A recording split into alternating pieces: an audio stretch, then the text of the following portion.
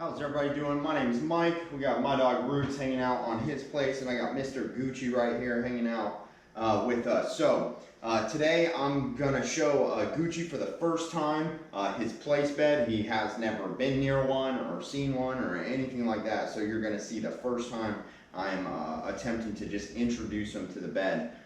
It depends on the dog. You know, if the dog's very fearful, won't get on the bed, or having a really hard time with it, we take it in very small steps. Most of the time we can introduce a bed to the dog pretty simply by just like patting the bed, and a lot of owners go about it in a way that's not going to be favorable for them. So what I mean by that is you don't want the dog, if we tell the dog to get on the bed and he runs onto the bed, that's not a good thing. If he is coming onto the bed with a bunch of energy, then that's simply how he's going to live his life, and he's going to be an excited dog. The more excited this dog is, the more issues the owner will have with him. So potty training, if you have an excited dog, you're not going to be potty training that dog. That dog will be going in your house. So this is one of the main reasons we want to keep the excitement down. Good boy. I'm saying that to him because he laid down while I'm sitting here talking to camera. He went and chilled out a little bit. Hey, but we still have no nonsense from him. So if he starts like biting at anything, we give him a small correction with the leash. That's why you see me tugging the leash. So if the dog does anything that we need to correct, we'll simply say no, give a correction, then direction. So I'll say no, leash tug, leash tug. The reason I'm doing that right now is because even that itching, these dogs will itch to actually get the collar off their neck. So I can say no, no, leash tug, sit. No, correction, direction. That's a formula that's going to get the dog to start to understand what I want. So he is technically still a puppy, so that's why he's going to be a little more antsy than your average dog, and he is still an intact male. So I'm going to go ahead and get going so we can get him moving a little bit. And I'm going to go ahead and just kind of pat the bed to get him on there. And once we get him on the bed, we're going to take him right off the bed.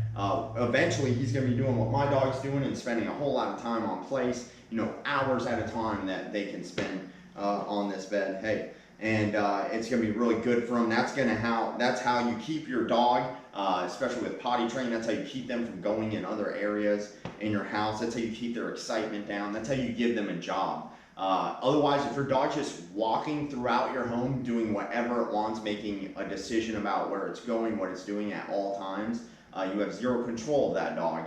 This is why we use a place bed, is to gain 100% control over the dog so we can fix things like potty training. So I'm going to stop talking and go ahead and get started. Heel. So I'm going to have him at heel. It's kind of important to teach him this at first. I'm just going to kind of pat the bed, and if he goes up there, attaboy. Good boy. So I let him know, but I hold pressure. I'm not going to let him back up. Good boy. Heel. And then I let him right off of it, just like this. Heel. Good boy. Good job. So just like that, you give them a little time on there, and then they come right off of it.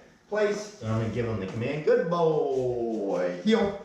Good job, buddy. Good boy. See, this is the essence of training a dog, is giving them, hey, it's just giving them just a little bit of training at a time, and letting them just make baby steps and not forcing them, you know, get on the bed and stay there forever the first time they're introduced to it. Hey, so any anxiety, any whining, we are going to correct that because we want to discourage the whining. The whining can turn into barking, so we discourage that way ahead of time. He does not decide when he gets to go on the bed. So if the dog starts whining because they want to go on the bed, we don't let them on the bed. The dog has to wait for me to make the decision about everything. If he is allowed to make these decisions, this is where the dog's status gets confused. They become extremely dominant, and like this dog, if I put my hands anywhere near his face, he tries to lick my hands. That's a dominant thing. He's trying to move my hands away because that's worked for him in the past, I'm sure, with people in his home. So we're going to go ahead and let him go in place again. Place. Good job, buddy. Heel. Good boy. So this time I'm going to put him on a little bit longer. Place. So I'm going to make him stay there for a second. Place. Attaboy. Good boy. I said that because he sat. Dogs have 3 positions. They're going to stand, sit, or lie down. So if they're standing, they're obviously excited. If they're sitting, they're a little calmer. And if they're laying down, that's when they're going to be at their most calmest body position. Good place, buddy. And he should want to snip this bed a lot because there's been a lot of other dogs on this bed, so he should want to sniff the bed. But again, if he goes to bite the bed, lick the bed, or like I said, lick the bed, we will correct him for that because he'll eventually bite the bed. So we want to make sure it's okay for him to investigate it. He just can't investigate it too intensely to the point where he's going to actually bite something.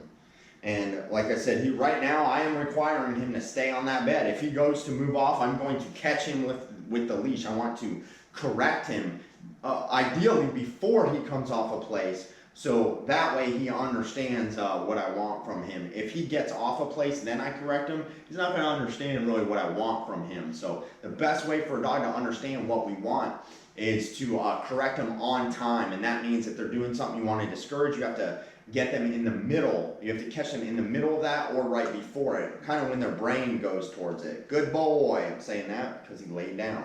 His elbows hit the bed. So that's timing as well. As I'm talking about timing, I'm also rewarding the dog with timing. So as soon as the dog got on the bed, I said attaboy. As soon as he put a foot on the bed, and as soon as he laid down or sat down, I gave him an attaboy. And that's going to start to create a clear line of communication. He's licking the leash. So if he goes to lick the leash, he gets a correction. See him doing that? And now this is a neurotic thing for him. This is something he was doing the day I got him, is that he'll just lick anything near him. He'll try to bite the collar, you know, if you go to put a collar on, things like that. Dogs do that because they're used to people, when they use their mouth, people will rear back. So they've learned to use their mouth to keep things away. Like if they don't want a tool on them like a collar, they'll just try to bite at it. Or if they don't want your hands near their collar, they'll just lick at your hands. So good boy, he's doing a very good job staying on place. That's what we want, and that's where his home's going to be. Now if I try to do that the first time with him, he may not want to have done that, may have a bad experience with the bed. But by simply taking time and introducing it slowly to him like this and letting him have a little bit of time on there, we can make it so it's a really positive, good place for him, and a place he wants to be. And we want him you know, to enjoy the bed. Also, for this first week he's been here, they really are just laying on the ground until I give them a bed. So I have a tether right in the spot he's at. He had a 3-foot, 4-foot tether for about a week. And so now that I provide a bed, it's something that they're happy to kind of have, and he's used to staying in this one area. So I'm sure he's happy to now have a little hammock to lay on. And this is exactly what we want. And from here, I will put him right into his crate, so the session can kind of just soak in with him with a puppy. We want it to be short and sweet. We want the session to only be a few minutes long. We want to have a lot of success, and then we want to put him away. So like I said, I'm watching the dog here for investigating the bed too much, licking the leash or anything like that. You simply can't stop if they're doing something like that. The other thing I can do is I can use a different tool. So if the tug is not working, then I will use a shake hand, which you can see has more of an effect. Just holding this in my hand, you can see he's not worried about licking the leash anymore. He's worried about you know, whether I'm going to shake this or not. So if you know, you got to be the one making the decisions in the relationship. And if something even simple like this, a dog licking the leash, if you can't stop that, that's not a good thing. You know, you need to be able to stop.